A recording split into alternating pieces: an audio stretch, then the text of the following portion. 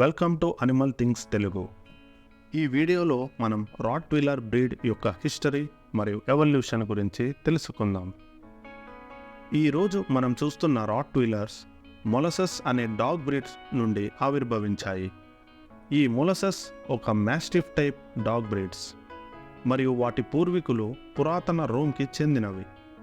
ఈ డాగ్స్ని ఆర్మీలో ఉన్న పశువులకు కాపలాగా ఉపయోగించేవారు. అదేవిధంగా పోలీస్ డాగ్స్గాను పాపులర్ అయ్యాయి. తరువాత ఈ జాతి అభివృద్ధి జర్మనీలోని రాట్విల్ అనే సిటీలో జరిగింది.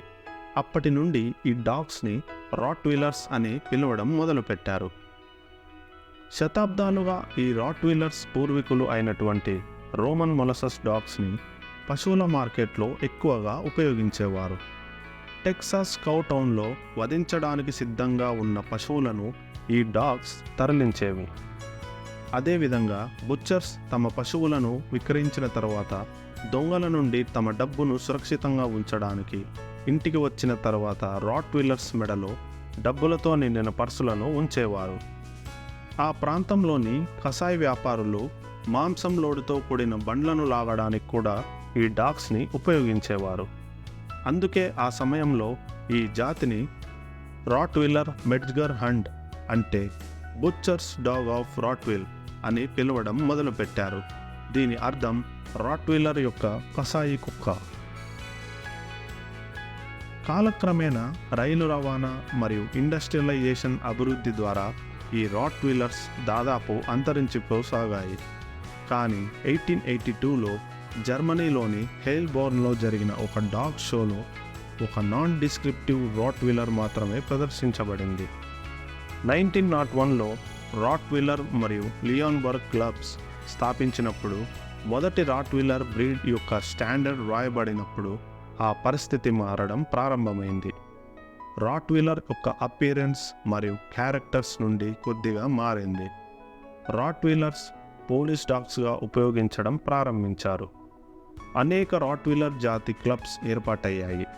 అయితే 1921లో స్థాపించబడిన అల్గీమెయినర్ డ్యూషర్ రాట్వీలర్ క్లబ్ అనే సంస్థ మాత్రమే పవర్లో ఉంది. ఈ క్లబ్ రెండవ ప్రపంచ యుద్ధం నుండి బయటపడి జర్మనీ మరియు ప్రపంచవ్యాప్తంగా ఈ రాట్వీలర్ బ్రీడింగ్ ప్రోగ్రామ్స్ని ప్రోత్సహించడంలో సక్సెస్ సాధించింది. 20వ శతాబ్ద ప్రారంభంలో రాట్వీలర్ యొక్క వర్కింగ్ ఎబిలిటీ మరియు పోలీస్ డాగ్స్గా ఉపయోగించడం వల్ల యుఎస్లో ప్రజాదరణ పొందడం ప్రారంభమైంది. 1931లో అమెరికన్ కెనల్ క్లబ్ ద్వారా నమోదు చేయబడిన మొదటి రాట్వీలర్ డాగ్ స్టీనా వి ఫెల్సిన్ మీర్. రెండవ ప్రపంచ యుద్ధం తర్వాత ఈ జాతి మరింత ప్రజాదరణ పొందడం ప్రారంభించింది. ఆ సమయంలో ఇది ప్రధానంగా ఒక అద్భుతమైన ఒబీడియన్స్ డాగ్గా పిలువబడింది. అమెరికన్ కెనల్ క్లబ్ ప్రకారం రాట్వీలర్ యొక్క హార్డ్ వర్కింగ్ నేచర్ సంవత్సరాలుగా దాని ప్రజాదరణను పెంచింది మరియు అమెరికన్ కెనల్ క్లబ్లో 1,00,000 కంటే ఎక్కువ మంది నమోదు చేసినప్పుడు ఈ బ్రీడ్ ప్రపంచం మొత్తం పాపులారిటీ తెచ్చుకుంది. నేడు రాట్వీలర్స్ అమెరికన్ కెనల్ క్లబ్ ద్వారా నమోదు చేయబడిన 155 జాతుల్లో 17వ స్థానంలో నిలిచింది. జర్మనీలో వీటిని పౌరాణిక గ్రీకు హీరో అయినటువంటి హెర్కులెస్తో పోలుస్తారు. ఎందుకంటే రాట్వీలర్స్ అనేవి స్ట్రాంగ్ విత్ లవింగ్ హార్ట్. వీటిని ఆప్యాయంగా రోటీస్ లేదా రాట్స్ అని పిలుస్తారు. హెర్కులస్ వలె వాటికి విశాలమైన ఛాతీ మరియు దృఢమైన కండరాలతో కూడిన శరీరాన్ని ప్రతిబింబిస్తాయి. ఈ డాగ్స్ కదులుతున్నప్పుడు స్ట్రెంగ్త్ మరియు స్టామినాని ప్రదర్శిస్తాయి. కానీ మీరు వాటి కళ్ళల్లోకి చూసినప్పుడు ముదురు గోధుమ రంగులో ఉండే తెలివైన, అప్రమత్తమైన మరియు నిర్భయమైన వ్యక్తిత్వాన్ని ప్రతిబింబిస్తాయి. ఒక ప్యూర్ బ్రీడ్ అయినటువంటి రాట్వీలర్ ప్రశాంతంగా మరియు కాన్ఫిడెంట్గా ఉంటుంది. ఈ డాగ్స్ సాధారణంగా స్ట్రేంజర్స్ పట్ల దూరంగా ఉంటాయి, కానీ ఎప్పుడూ భయాన్ని కనబరచవు. ఎప్పుడైనా కొత్త వ్యక్తులు లేదా కొత్త పరిస్థితులు ఎదుర్కొన్నప్పుడు రాట్వీలర్స్ వెయిట్ అండ్ సీ యాటిట్యూడ్ని ప్రదర్శిస్తాయి. అంటే ఆ పరిస్థితులని నిశితంగా గమనిస్తాయి. ఈ లక్షణాలు అన్నీ కలగలిసి రాట్వీలర్ ఒక సహజమైన కాపలా కుక్కలాగా పోలీసు మరియు మిలిటరీ అండ్ కస్టమ్స్ వర్క్లో మాత్రమే కాకుండా ఫ్యామిలీ ఫ్రెండ్ మరియు ప్రొటెక్టర్గా కూడా విజయవంతమయ్యాయి. రాటీస్ తమ కుటుంబాలను మరియు ఓనర్స్ని రక్షించుకునే న్యాచురల్ ఇన్స్టింక్ట్ కలిగి ఉంటాయి. కాబట్టి వారి రక్షణలో ఇతర వారిపై చాలా అప్రమత్తంగా ఉంటాయి. అందుకే వీటికి ఎర్లీ సోషలైజేషన్, కన్సిస్టెంట్ ట్రైనింగ్ ఇవ్వడం ద్వారా పవర్ అండ్ ప్రొటెక్టివ్నెస్ని ఒక క్రమమైన పద్ధతిలో ఉపయోగించుకోవచ్చు. ఇది జరగనప్పుడు రాట్వీలర్స్ ఫ్రెండ్లీ కంపానియన్స్ కాకుండా ప్రమాదకరమైన డేంజరస్ బుల్లీస్గా మారే అవకాశం ఉంటుంది. రాట్వీలర్లు ప్రొటెక్టివ్నెస్ మరియు అగ్రెసివ్నెస్ మధ్య చక్కటి తేడాని అనుసరిస్తాయి.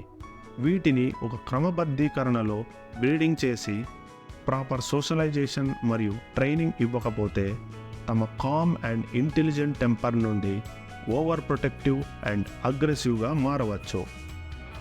ఈ అగ్రెసివ్నెస్సే కొంతమందికి కాపలా కోసం కావాల్సినట్లుగా అనిపించవచ్చు.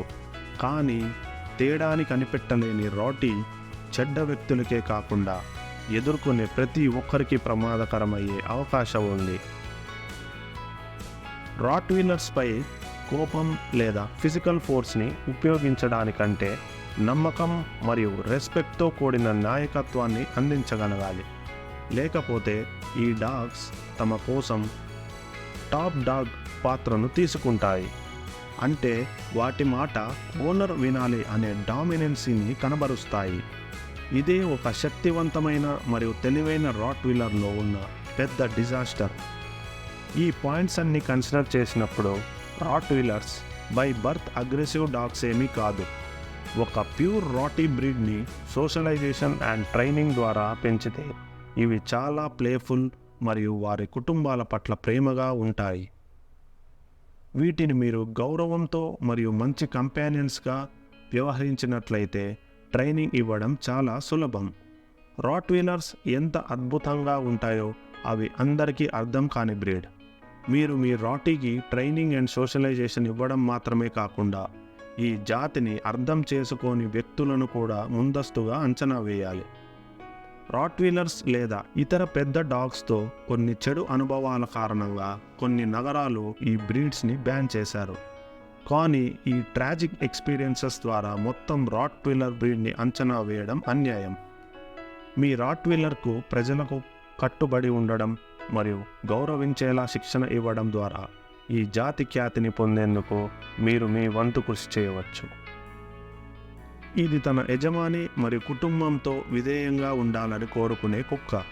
మీ ఈ డాగ్ బ్రీడ్ని అవసరమైన గైడెన్స్ మరియు నిర్మాణాన్ని అందిస్తే మీరు ప్రపంచంలోని ఒక ఫైనెస్ట్ కంపానియన్తో రివార్డ్ పొందుతారు. సోషలైజేషన్ మరియు ట్రైనింగ్తో పెరిగిన రాట్వీలర్స్ పిల్లలతో పెరిగినట్లయితే వారితో బాగా కలిసిపోతాయి. అయితే వాటి దృఢమైన శరీరం వల్ల పిల్లలు కింద పడి తమను తాము గాయపరుచుకోవచ్చు. అదనంగా కొన్ని రాట్వీలర్స్ హంటింగ్ డ్రైవ్ కలిగి ఉంటాయి కాబట్టి పిల్లలు పరిగెత్తినప్పుడు మరియు ఆడుతున్నప్పుడు చాలా ఉత్సాహంగా ఉండవచ్చు. కానీ మీ రాట్వీలర్ పిల్లల చుట్టూ ఉన్నప్పుడు వాటిని పర్యవేక్షించాలి. మీ దగ్గర అడల్ట్ రాట్వీలర్ ఉంటే కొత్త జంతువులను, ముఖ్యంగా ఇతర డాగ్స్ను జాగ్రత్తగా పరిచయం చేయాలి. రాట్వీలర్స్ కొత్త డాగ్స్ పట్ల, ముఖ్యంగా సేమ్ సెక్స్కి చెందిన వాటి పట్ల అగ్రెసివ్గా ప్రవర్తిస్తాయి. అయితే తన కొత్త సహచరులతో ఎలా శాంతియుతంగా ఉండాలో పూర్తిగా మీ ట్రైనింగ్పై ఆధారపడి ఉంటుంది. రాట్వీలర్స్ మీరు చెప్పేది నిజంగా మీ ఉద్దేశం కాదా అని తెలుసుకోవడానికి మిమ్మల్ని పరీక్షిస్తాయి. కాబట్టి మీరు అడిగే దానిలో స్పెసిఫిక్గా ఉండండి మరియు ఎటువంటి లూప్ హోల్స్ వదలకండి. రాటీ బ్రీడ్ స్టాండర్డ్స్లో 3 అఫీషియల్ రాటీ కలర్స్ ఉన్నాయి. అదే black and tan, black and rust, black and mahogany. రాట్వీలర్స్కు డబుల్ హెయిర్ కోట్ కలిగి ఉంటాయి మరియు ఇయర్లీ 2 టైమ్స్ హెయిర్ షెడ్డింగ్ చేస్తాయి. చాలా రాట్వీలర్లు నిద్రపోయే సమయంలో గురక పెడతాయి. వాటి ఆహారం తీసుకోవడం పర్యవేక్షించబడకపోతే రోటీలు అతిగా తినే ధోరణిలో కలిగి మరియు బరువు పెరుగుతాయి. ఇదే చాలా హెల్త్ ప్రాబ్లమ్స్కి దారితీస్తుంది. ఆరోగ్యకరమైన రాటీ కుక్కపిల్లను పొందడానికి బ్రీడింగ్ రికార్డ్స్, వాటి పేరెంట్స్ మంచి స్వభావాలను కలిగి ఉన్నాయని నిర్ధారించుకున్న తర్వాత మాత్రమే తీసుకోవచ్చు. Rottweiler pop culture 1976 the Oman. ఈ మూవీలో రాట్వీలర్స్ను హెల్ హౌండ్స్గా చిత్రీకరిస్తుంది. అగ్రెసివ్ అండ్ డేంజరస్ డాగ్స్గా ఈ మూవీ పోర్ట్రే చేసింది. 1986 ఫెర్రిస్ బులియర్స్ డే ఆఫ్. ఈ ఫిలింలో రాట్వీలర్స్ను బుల్లెట్స్ ఇంటికి కాపలా కుక్కగా ఉపయోగించారు. జాన్ విక్ మూవీలో గ్రేవ్స్ అనే క్యారెక్టర్కి డెయిసీ అనే రాట్వీలర్ను కలిగి ఉంది. రాట్వీలర్ బ్రీడ్ యొక్క ప్రోస్: ఇంటెలిజెంట్ అండ్ ట్రైనబుల్. ఇవి చాలా తెలివైన మరియు ఈజీగా ట్రైన్ అవ్వగలవు. Loyal and protective. ఈ బ్రీడ్ చాలా నమ్మకమైన మరియు రక్షణ స్వభావం కలది. Courageous and athletic. ఇవి చాలా దూకుడు స్వభావం, ధైర్యం మరియు అథ్లెటిక్ బిల్డ్తో ఉంటాయి.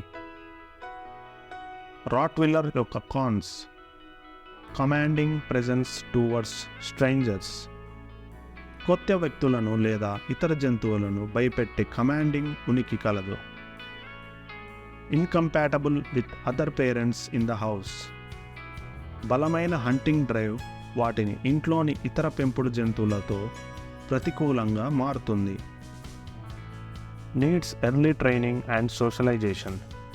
ఈ డాగ్స్కి ఖచ్చితంగా ట్రైనింగ్ మరియు సోషలైజేషన్ అవసరం. Thank you for watching. Please subscribe to Animal Things Telugu.